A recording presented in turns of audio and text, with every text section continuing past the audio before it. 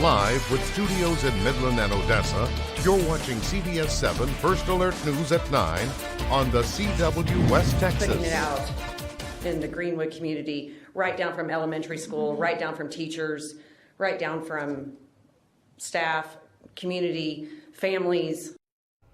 Midland County Commissioner's Court held a public comment period and voted on the certificate of obligation for the new jail project on Tuesday. But the new location raises some concerns. We tell you more about this in our top story on CBS7 News at 9 on the CW. Thanks for joining us for CBS7 News on the CW, and thanks for joining us live on the CBS7 YouTube. I'm Lauren Munt, and we start tonight with an update. Today, the Midland County Commissioners voted today to approve the payment plan and the location of the new county jail. But with the approval also brought concerns about the final location. The new jail will have around 800 beds and will be a 230,000 square foot building off of County Road 1110 and County Road 1140. That location has caused concerns for Precinct 2 Commissioner Jeff Summers and Precinct 2 and some of his constituents. There are residents right around the corner. I probably live 3 miles from there. And so that is an issue and a concern, and one that the sheriff tried to help us with today. We tried to address that we may use some county funds to move those inmates, those folks that are released, to move them out of our county. During today's meeting, residents of Precinct 2 made their way to the courthouse to voice their concerns on the location, saying, quote, "The safety of our children and citizens is of the utmost concern." And despite the new jail being located near Greenwood neighborhood, ultimately the court decided to stick with its location in Precinct 2. And tracking crime across the state now, the body of the missing 11-year-old Audrey Cunningham has been found. Divers have discovered the body from the Trinity River, and officials say a family friend, Don McDougall, was the last person to see her alive. Authorities are now preparing an arrest warrant for him. Audrey has been missing since last Thursday. And back here in West Texas, Midland SWAT have arrested a man after receiving a call about an assault. Midland SWAT was called to the 4400 block of Lanham Street around 8:30 on Monday night. And according to the city, police arrested this man, 56-year-old James Morton, who had a gun. He's being charged with aggravated assault with a deadly weapon. And in your health headlines, today a Vitalant blood mobile stopped by All American Chevrolet in Odessa for a blood drive. Back on January 7th, the American Red Cross declared an emergency blood shortage and says approximately 29,000 units of red blood cells are needed every day. If you missed today's drive, Vitalant holds blood drives almost every single day. They just attach to all of the structures within the lakes. They feed on the kind of microscopic algae that naturally occurs in lakes. And in many ways, they outcompete some of the native fish. The water we use in the Permian Basin comes from local lakes in Texas, specifically Lake Ivy, Lake Thomas, and Lake Spence. Those lakes are now being invaded by a freshwater mussel species that's called zebra mussels. Those mussels are around the size of your fingernail and get their name from the zebra-like pattern that covers their shell. Similar to barnacles on boats, zebra mussels have the ability to stick to any structure and spread by land and by water. That includes the infrastructure that we have on our Texas freshwater systems, whether it's drinking water systems or cooling systems for power plants. They stick to any structure, making it very difficult for the system to operate correctly and at full capacity. They will attach to the inside of pipelines and to the bottom side of pumps, lowering capacity of water going through pipelines and the water of pumping that each pump can do. It lowers the amount of water we can actually put through our system. The zebra mussels reportedly do not affect the quality of the water, only the capacity of the water that is able to be filtered through the systems at any time. The city of Midland has been taking preventative measures to keep their invasion under control. And in water news across the nation, President Joe Biden announced that he's working to clean up the nation's drinking water. His administration said that $5.8 billion will go to states, territories, and tribes to clean drinking water, improve wastewater and sanitation, replace lead pipes, and remove contaminants. The funding comes from the 2021 bipartisan legislation that designated $50 billion towards improving the country's water infrastructure. Throughout the country, there are more than 2.2 million miles of underground pipes that carry drinking water and more than 16,000 treatment plants that handle wastewater. But the system has been receiving poor grades for decades. The EPA says that many of the problems stem from a lack of investment. We're going to talk your weather forecast now with Chief Meteorologist Tom Tieferteller. Tom, what's looking like out there? Well, we saw a rather warm day by West Texas standards in February across the area with temperatures into the 80s plus. In fact, let's take a look at, again, what we saw in the way of high temperatures today. Let's see if we're going to get it going here. There we go, and showing you those temperatures again into the mid to lower 80s across the area. 87 is where we topped out at in Fort Stockton. And the highest temperatures are down in Rio Grande Village and lower elevations of Big Bend National Park. We saw those readings into the mid 90s. It looks like we're going to see temperatures again stay on the warm side with plenty of wind in the forecast. We'll talk a little more about that as we take a look at that forecast, get you updated on the fire danger concerns too here in a few minutes. Thank you, Tom. We've told you a lot about oil and gas wastewater lately, but it's not only on the minds of adults. Middle schoolers with an idea for desalinating brine water were selected to compete in a statewide competition. The girls at the Young Women's Leadership Academy are just days away from competing in Dallas, and they're building confidence for their future careers while also solving an issue relevant to their community. 4 7th graders created a prototype for a portable desalination unit to help oil and gas operators avoid using fresh water for fracking. They called on local professionals and researchers to design their prototype, which they'll show off this weekend. I hope that we win and we do really well, because I know that it can also help us, that our project can go really farther than just the competition. The girls said that this project taught them a lot about the industry and working together. And baseball fans across the Basin, get your bats and gloves ready. The Cyclone Ballparks in Pecos is officially in Phase 2. This project will bring multiple state-of-the-art fields to West Texas. Phase 2 is going to have 3 multi-purpose fields that can be used for multiple sports.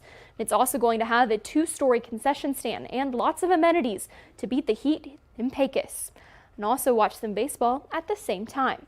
Adding 3 multi-purpose fields gives Cyclone Ballparks a total of 8 full-size fields, but when playing Little League games, they can turn into 11. Something that Little League coaches and Pecos natives say is a blessing for the youth in West Texas. Regionally, we're one of the only facilities, if not the only facility, that has all turf fields. And right now, the 5 fields that we did in Phase 1 are NCAA-sized fields, so it can accommodate anyone from Little League up to NCAA. We never had these, and to have this opportunity for our youth is something that is outstanding. I'm so happy for our kids because they get to play in top-notch facilities. Along with the new fields, there will also be more shade roofs, a splash pad to beat the West Texas heat, a new clubhouse, double the parking spots, and a playground. There's no expected date for when this expansion will be complete, but it should be done by November. And mark your calendars, everyone. The Midland Rockhounds 2024 season starts April 5th, and the first home game is April 9th. Today, the organization announced its 2024 special events and theme night schedule, and talked improvements to the ballpark, as well as a partnership with ConocoPhillips. There are also changes to the coaching staff, but overall, the Rockhounds general manager says that they're ready for the first pitch. We're ready for baseball. We've created our promotion schedule. We've got some great partnerships in place. The stadium is ready, meeting all of Major League Baseball's facility standards, which was no easy task. The Rockhounds also introduced its new manager, Gregorio Petit, who has both played for and coached for the Oakland A's organization. And in continuing coverage of news across the state, union members at Molson Coors in Fort Worth are still on the picket line. As Kennedy Walker explains, the strike follows months of unsuccessful negotiations to reach a new 3-year deal. I'm here at Molson Coors headquarters in Fort Worth, where hundreds of workers are on strike, and they are demanding that the multi-billion-dollar company that makes some of your favorite types of beers give them better wages and benefits. Over the weekend, more than 400 workers walked off the job after they say contract negotiations between their union Teamsters Local 997 and Molson Coors stalled. Union workers are seeking pay raises that will equate to about $3 more an hour and the elimination of with two-tiered health care and retirement benefits. The company not playing ball. Their final proposed deal included a less than $1 per hour wage increase for most union workers. This comes as the company recently announced its year-end 2023 earnings were its highest in 19 years. It's time for this greedy corporation to start paying back to the membership. We're here between 12 and 16 hours a day, putting this company on our back. We've put this company on our back for many years. Now, I've gotten a chance to speak to some of these workers. One man telling me he's been working here for 23 years, and he is, as he put it, simply demanding a fair wage that he and his family can live on. Inflation is so high, everything's going up, and we've never got a fair raise since I've been here. You know, nickels and pennies. You know, it's just time for a change. You know. We reached out to Molson Coors for comment. A spokesman said, at this point, the union has not responded to our last offer, which exceeds local market rates for similar unionized roles, but we remain committed to reaching an agreement that is fair to both our employees and to the Fort Worth Brewery. Now, picketers say that they plan on being out here until 5 p.m. Reporting in Fort Worth, Kennedy Walker, CBS News, Texas. Now for a look at today's top headlines shown here in real time with real viewers on CBS7.com. See all these stories and more by downloading our app or visiting our website, CBS7.com. And still ahead, termites are a pest until they're helping the environment. How they could actually be benefiting the earth, up next.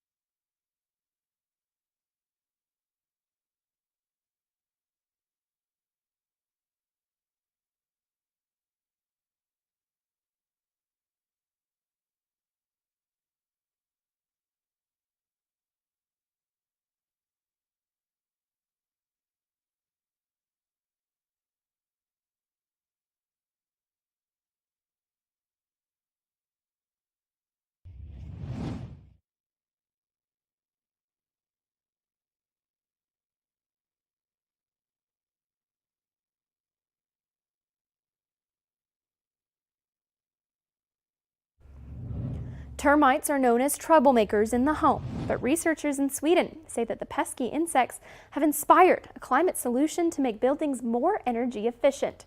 CBS's Ian Lee reports. Termites are a nightmare for any homeowner. Some can destroy properties in as little as a year. But Swedish scientists say the tiny insects can teach us a thing or two about sustainable architecture. Termites are absolutely incredible at constructing. They work with very limited resources and they work with materials that are entirely sourced from their environment.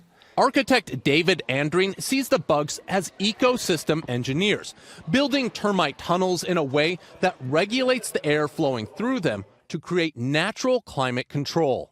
Well, one of the fascinating things that the termite mound does is that it maintains a humid internal climate, even though it sits almost in the desert in a very arid environment. Andreen collected samples from massive termite mounds around the world to produce a 3D design using the same materials, from wood, grass, and mud to even fungus. So this is the Meristem wall, and it's a project or a prototype we created as a response to the termite research, and thinking about how this might act as a facade in an urban environment of a building.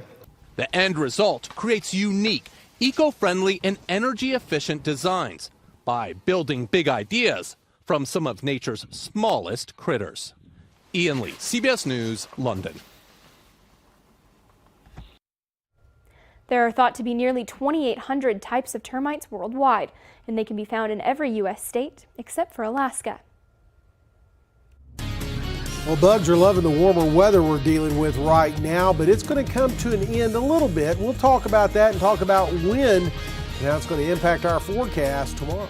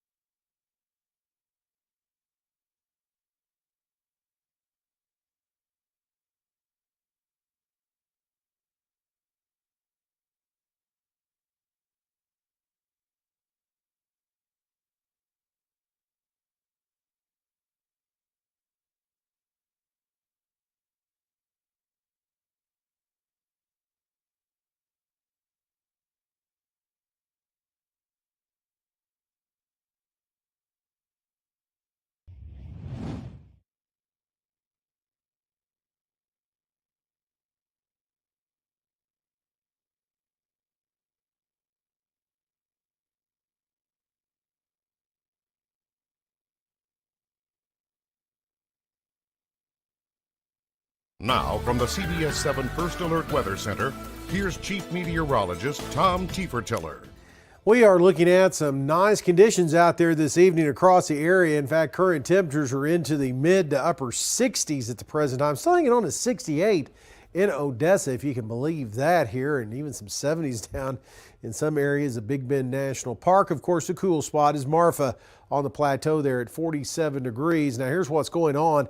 Again, we have this ridge of high pressure. It's been steadily moving across the area. That's about to be replaced by a cold front in the next storm system that's going to start to change our weather. It looks like tomorrow with the wind, and then some slightly milder temperatures coming up in the forecast for the rest of the week.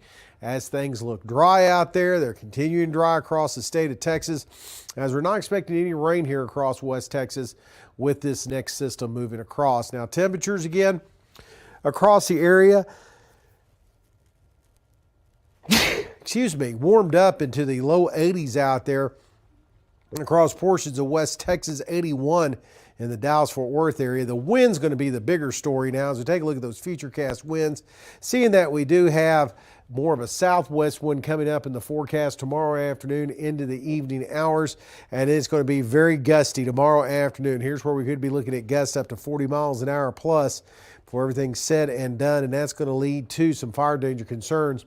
Then the winds come around to the northwest across the area and that's going to bring in some slightly milder air into Thursday. Fire weather conditions start up in the mid-late morning and continue into the afternoon. The worst of it again is going to be southeast of Mexico, the Trans-Pecos, western Permian Basin, and the mountain areas tomorrow. But even across the Permian Basin, we could be looking at low humidity levels, so hold off on any outdoor burning. High wind warnings for gusts above 50 miles an hour across the Davis Mountains, Marfa Plateau, and Guadalupe Mountains for tomorrow afternoon will cause some areas of blowing dust and lead to the critical to extreme fire danger. Red shaded areas is where we have the red flag warnings in effect for Wednesday. So a quiet overnight, not too much breeze out there, but that'll start up tomorrow with some pockets of blowing dust west of the Pecos River. Looking for temperatures again to be rather warm, about 20 degrees above where we should be this time of the year. Start to cool off a little bit with that front on Thursday and into Friday, a little more seasonable weather. But then we're going to start another warm up late in the weekend. There's more fallout from the chaos in Congress, with nearly 24 House Republicans planning on leaving at the end of the term. We've got those details next.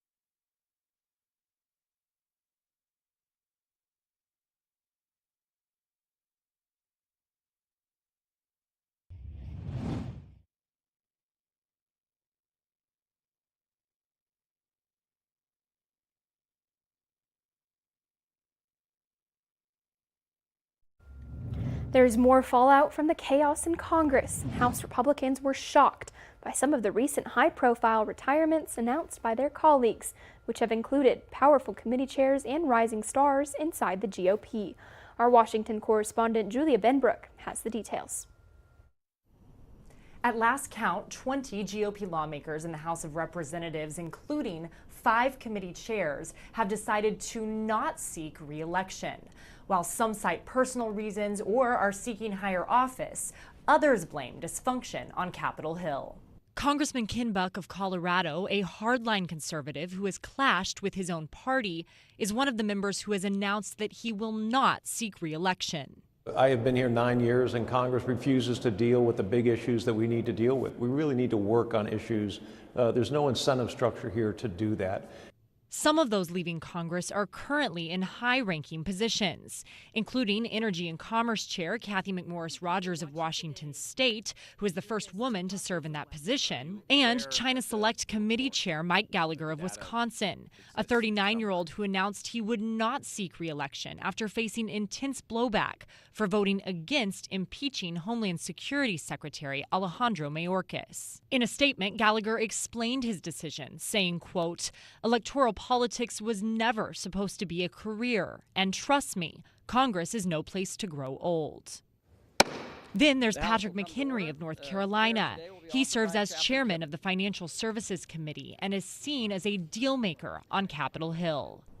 As these high-profile members are stepping away, there is growing anxiety about the House GOP's chances of holding on to the majority in November. Republicans just lost a seat in a special election in New York. Reporting in Washington, I'm Julia Benbrook.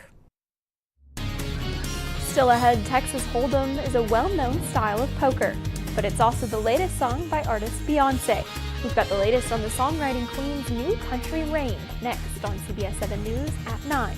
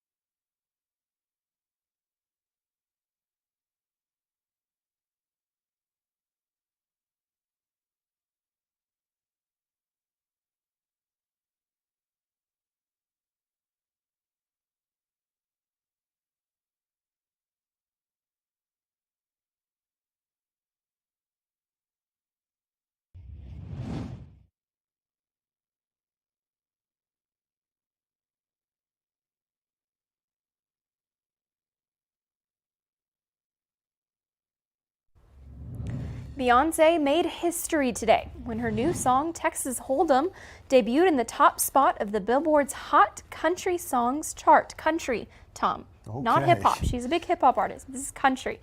This makes her the first woman to have topped both the Hot Country and Hot R&B hip-hop songs charts since the list began in 1958. That was a tongue twister there. That was a struggle.